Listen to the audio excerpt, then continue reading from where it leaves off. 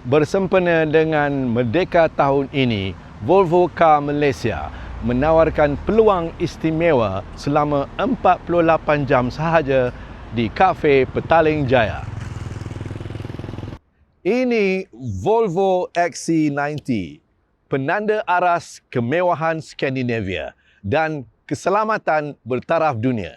Dan untuk tempoh 48 jam sahaja, anda boleh menikmati rebate sehingga RM70,000 untuk Volvo XC90 ini. Masuk saja ke dalam, anda akan faham betapa istimewanya kereta ini.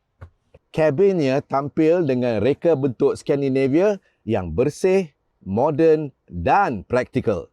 Ia menawarkan tempat duduk untuk 7 penumpang, ruang yang luas, keselesaan yang tinggi, NVH yang mengagumkan. Dan sudah tentu, semuanya hadir dengan DNA keselamatan Volvo. Kalau XC90 ini bukan pilihan anda, Volvo ada menawarkan model-model lain tapi dalam masa 48 jam sahaja.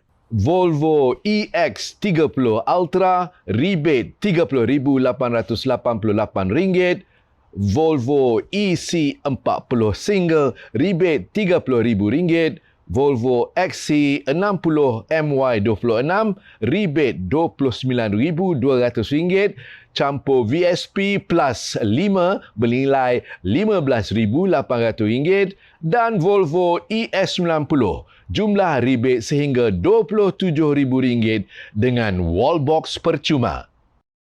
Datang dan buat tempahan semasa promosi ini dan anda berpeluang mengambil bahagian dalam cabutan bertuah untuk memenangi premium-premium istimewa dari Volvo. Kereta sudah disediakan, rebate sudah ditawarkan. Tanda kalender anda 15 dan 16 Ogos di Kafe Petaling Jaya atau di mana-mana bilik pameran Volvo yang sah di seluruh negara. Jangan lepaskan peluang ini.